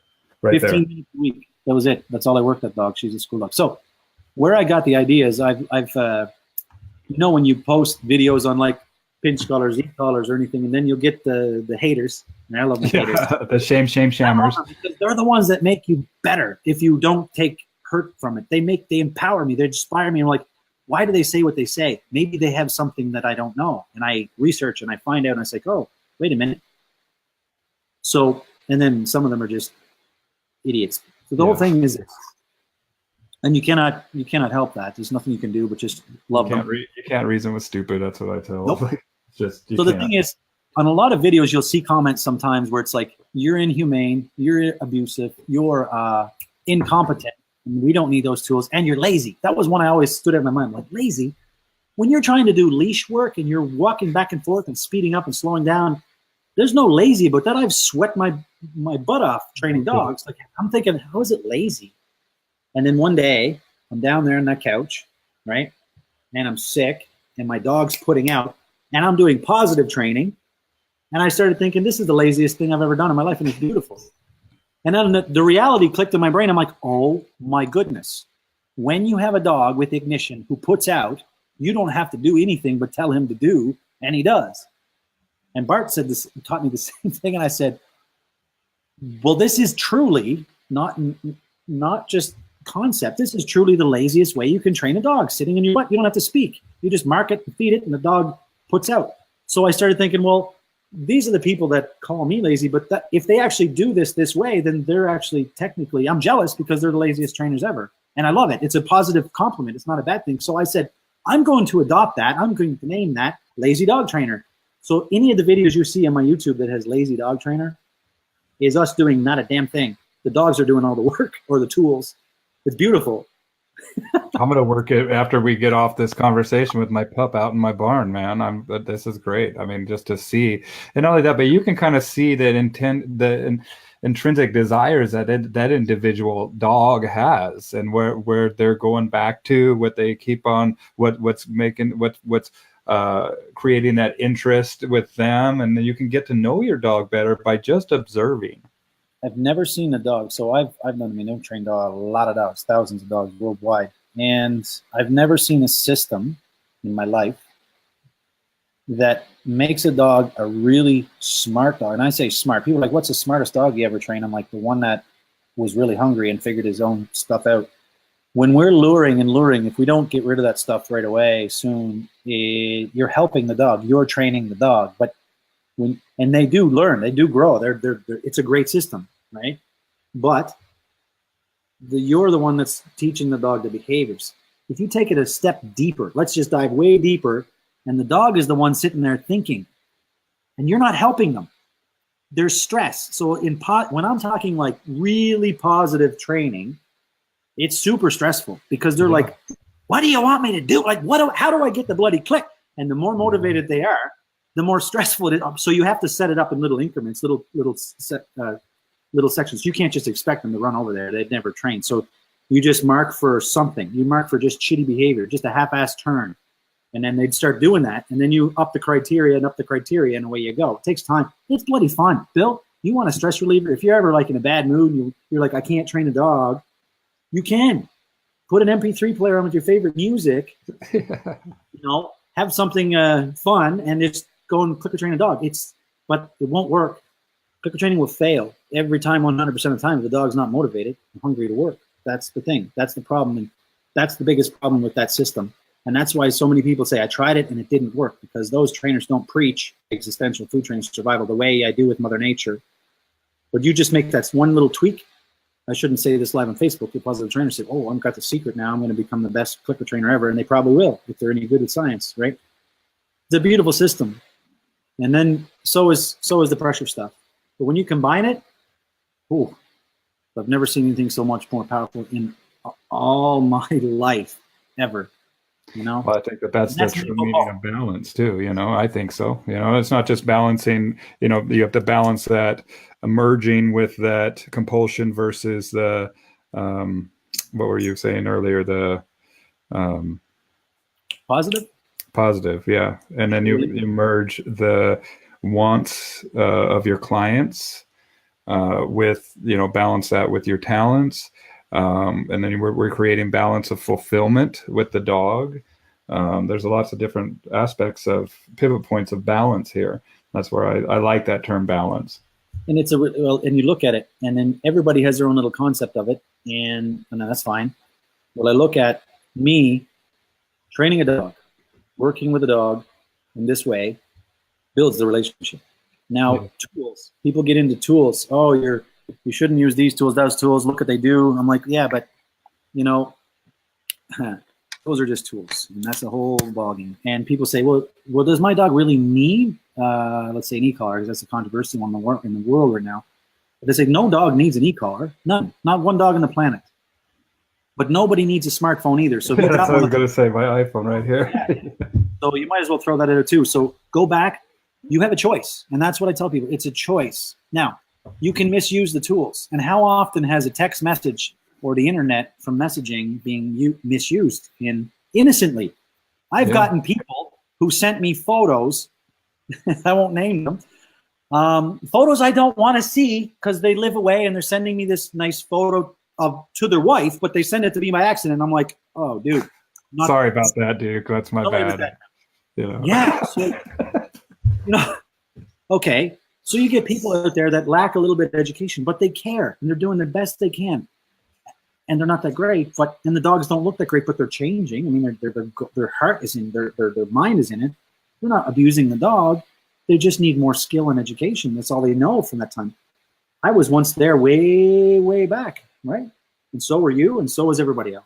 Yes. And that's what I want to help these people become better. That's where my goal was, to always be better and better and better, because we're at risk of losing this stuff. You know, good Lord, Canada almost lost choke chains and stuff in Ontario with like idiots. Like, it doesn't make any sense.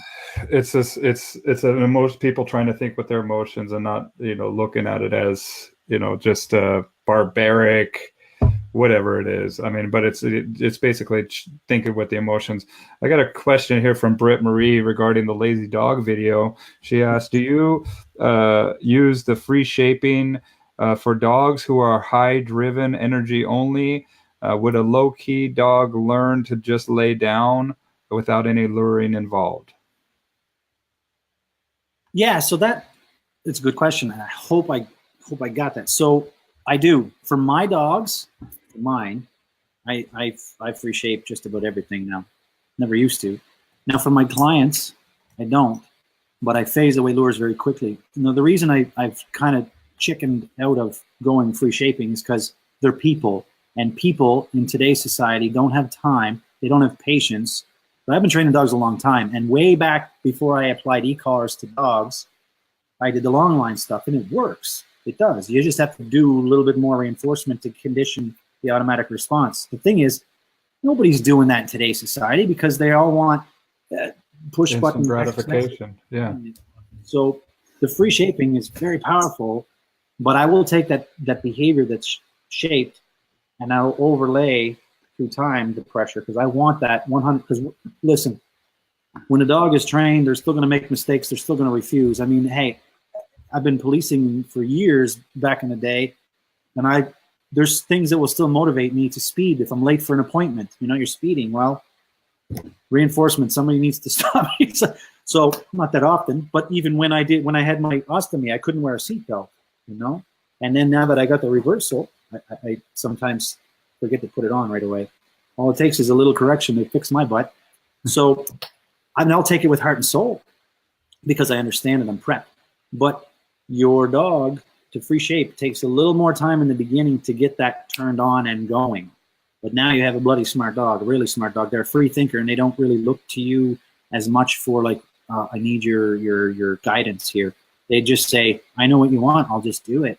For the moment, it's pretty cool, but it takes longer in the beginning. And if you're if you're a dog trainer, and I'm trying to teach a client, just do this, the client's thinking, holy crap, this isn't working. I want to see a result now. Yeah. So that's why a lot of them come to us. If you're a balanced trainer out there, you're listening, and somebody says, yeah, clicker training didn't work. Don't say that the system was bad, because it's beautiful. Maybe the trainer sucked. Maybe they're an awesome trainer, and that person just didn't have the patience to do it. Because I'll tell you what happens is, and we feel so powerful. We're such good trainers. When a dog has been trained with positive, and then they're unruly. They don't have to, because they don't care. There's no respect. But they love the behavior when there's food. And then we add a little pressure, and that dog goes, bling, I know exactly what he wants. I know a dog that's been trained in positive, that's unruly, that I don't know anything about the dog, by just putting an e-collar on the dog, tapping a few little buttons, and they fly right into behavior. I'm like, oh, wow, he's trained. And then I say, you've seen another trainer, you've done food work before? And they're like, yeah, how'd you know? I'm like, I know.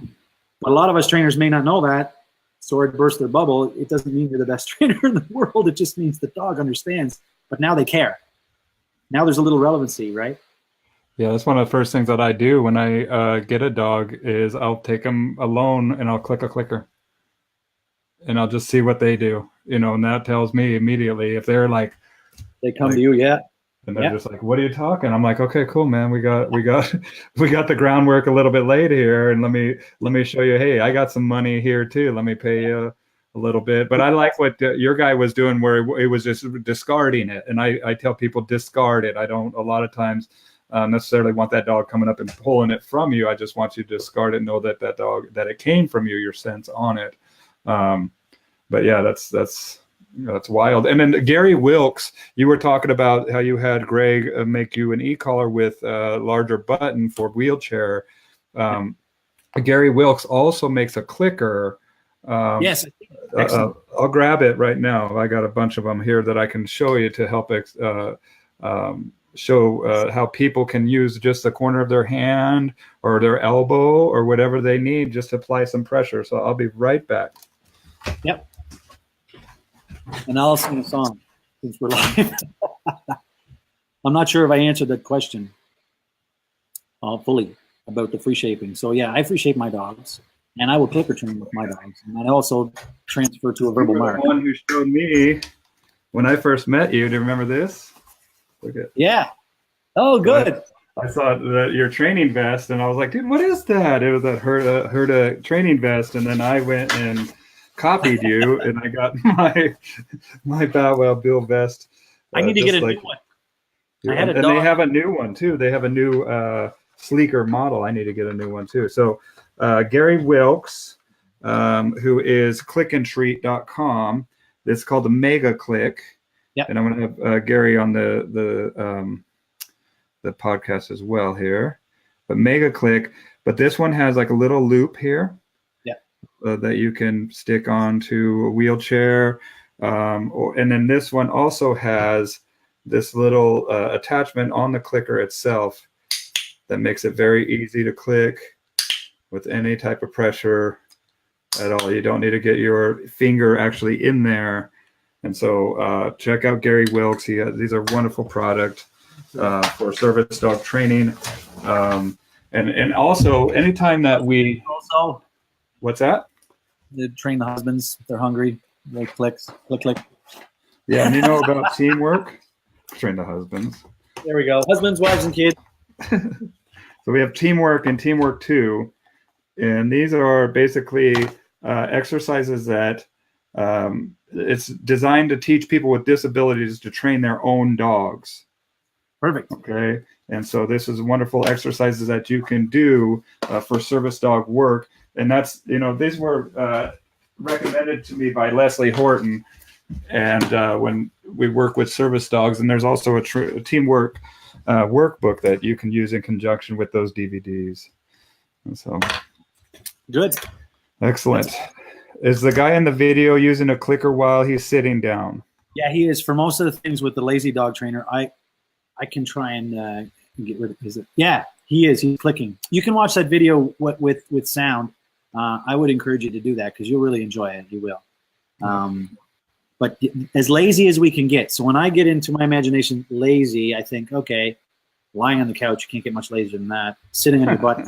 Peter Pierre's got one. Hey, he just sits there, and he's got one of the dogs chasing the vacuum, and he takes a Bobble-Lot, fills it with food, sets it on the floor, and the wife's vacuuming, and the dog's playing with the Bobble-Lot. Instant, boom. He didn't even do nothing. That's not training, but it's keeping the dog decent. He doesn't care about the vacuum anymore. Mm-hmm.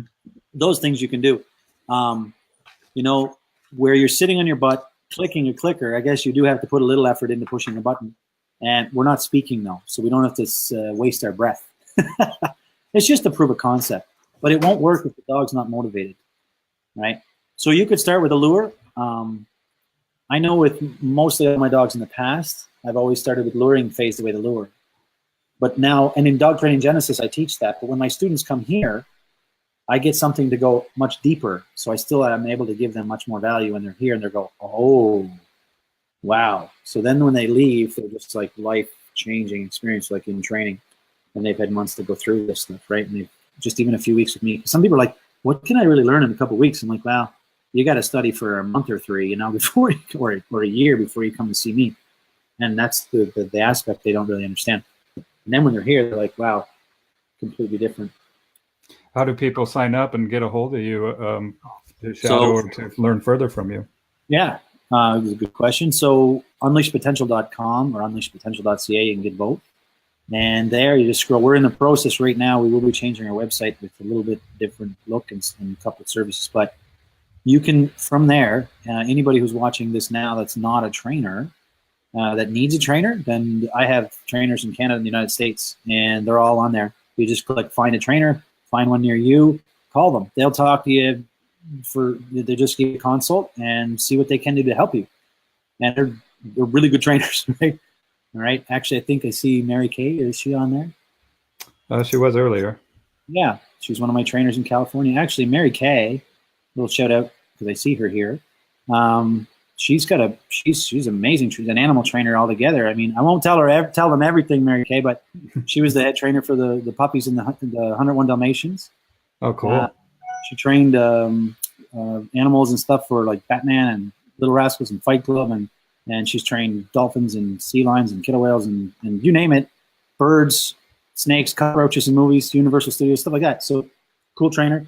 All my trainers are good. I can't spend the time plugging them all, but go to my website if you need a trainer, and they'll help you out. If you can't have a trainer in your area, then I've got the videos, Dog Training Genesis videos. It starts right from everything that I talk about, positive training, what you need to know before you touch your dog, overlaying pressure with leashes and leash work and e-collar work. I mean, e-collar work from everything that I know. Not free shaping. We do that a little different, and the reason is it's a video, and I want people to get the best results possible. And then, I mean, obviously, if you're a trainer, a lot of trainers are using Dog Training Genesis as their main criteria for training, which blew me away. But then they can come to my school. You can look that up under services, under my school. If you need help and you can't come to the school, I do coaching and mentoring to not everybody in the world. I kind of interview you and find out what I can do to help you. Sometimes I'm a perfect fit for you. Sometimes I'm not, like we had talked about already on the show here. And I'm always willing to see what I can do and talk, so people can reach out to me and book an appointment if they want to do that too. Yeah. Yeah, this has been so much fun, man. Thank you for your time, dude. This is excellent. Hey, Bill, one question. Mm-hmm. When you do, because I've seen this 3 times. I don't spend tons of time watching this stuff on the internet. When you do torch time. Oh yeah. This is not dog training. Well, it's dog training related. It's not dog training, but it's dog related. I've watched it a few times, and I'm like, "There's Bill. There's my buddy." Sometimes I'm like, I want to reach out and the torch is blowing. If anybody hasn't seen his torch time videos, and all I could think about is like, is his beard gonna catch fire? Yeah, it's good. Dude, my beard. People don't realize that my beard is flame proof. And so it's fine if it gets in. No, I'm just kidding. But listen, I don't know if you plug it enough, but if anybody hasn't seen the little dog things that you make, I saw a picture the other day with the dog with the ball. Yeah, you want me to grab it? I'll show it to you live. Here, hold on. You got to do that before we go. People, you got to see. He's talented in making this stuff. He makes it out of glass, and he burns it. And I mean, I'm not an artsy guy, so to me, I love watching. I'm like, wow, right? Like a kid watching candy being made in a candy store. I'll make you one, dude. Window. I like that, awesome. Boy. You need one in your space there. So this is a clear. This is like, look at this. He made that from a glass. Clear rod, and I made a rose up top, so he's holding a little rose on his nose. That glass. I was going to ask you that. Yeah, it's all glass. So it's all in the flame. So this is red glass, and then what I do is I'll take and flatten it out, and then I draw it. I draw the leaves, the inside, and then the different petals, and then I melt it down. And so when it melts it down, it naturally, what they call a compression marble. So it compresses all that stuff that it's melting into, and then that's why it forms that rose. And you make that out of those tubes, right? This is all rod. I can do tubes too, but that one's hollow work. And it's just totally, and this is something that I've only done for 2 years now. I bought my torch last, the May before last. And anytime that you want to learn something new, if you take 1 hour a day and you dedicate it to that task, at the end of 1 year, that is 9 40-hour weeks, folks, that you have worked towards that task. And so it is possible to not get overwhelmed, to just kind of chunk it down. Yep. And I'm still way far away from where I want to be. I want to get these guys looking like so realistic, and not only that, but it puts my mind into a totally different space where I have to focus on this one point. You're in heaven. You're having I'm watching you, and I'm like, he's having a blast. Yeah, literally. It's a totally different world. I mean, what's that? I was just like, oh, it's gonna happen. Wait for it. The classical, different music, and I'm like, he's in heaven. You're totally zoned. It's right there. I'm about ready to go turn on my studio here in a little bit. I'm going to do some clicker work with that dog. And what's that? How long does it take you to make that thing? This one took about 3 hours Okay. for this to make from beginning to end. You And sell them? what's that? You're selling them? Not sell. Well, I sell some of them, but I'm waiting one more year before I get really serious about this. And so if you want some of my glass in this next year is the time to buy it, because it's going to be a lot cheaper than what it's going to be when I really sell it. I've sold a couple of them I sold a dog set for 500 with this. It was a clear set with this and a couple other dabbers and stuff that I do, but that was an artist doing an artist a favor. Yep. But I'm still learning, and I don't feel like I'm there yet, but I'm headed there. And so Somebody will yeah. buy that right now. How many we got on here? Actually, this one I'm giving away. This one actually is going to go to Tosh.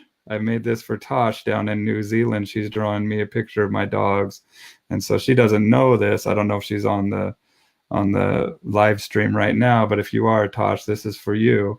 And can't wait for you to have it. But I'll make you something, Duke. I'll make you something nice. I'll probably make you like an Unleashed. Yeah, exactly. Like the guy that you got on your logo there. Awesome, you guys. So we got people saying that they enjoy this so much. And Josh says, I enjoy watching the grow with the glass. And yeah, I love it. It lends itself because my dogs are hanging out right there with me in that same area. And so I'm right there in the corner and the dogs are just chilled out. And it actually took me out of the equation here where I was like, man, I want these dogs to just relax and chill out. But what I realized is that I needed to take my focus and put it elsewhere. I was still present in that same space with the dogs, but because my focus was so intent on this glass that they checked out. They're like, okay, he's still here. We know we're safe and all that. And then I turned around and I'm like, oh my gosh, I've achieved what I wanted to achieve by doing nothing and just being here. And I looked at all my dogs that were zonked out and like dog piled on each other. And it's I love it. That's awesome, man. Awesome, Duke. Well, hold on. I'm going to say goodbye to everybody, but don't hang up. I'm going to say goodbye to you on the back end. And thank you so much for joining us. Thanks for having me on. It's been a pleasure. I can't really see everybody, but I'm glad to answer the questions. I hope I answered them okay. Not too long. You did wonderful. And everybody, if you're watching this, go ahead and hit that share button. And we had a wonderful conversation, and I'll definitely tap you in the future to come back on one of these with me again, Duke. Okay?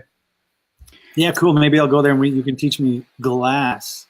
Oh, dude, you're welcome anytime. I got a place for you here, and you can. We could do a seminar here. Seriously, let's make it happen, man. I would love to have you. Cool beans. All right, hold on one second. Bye, everybody. We'll see you next time.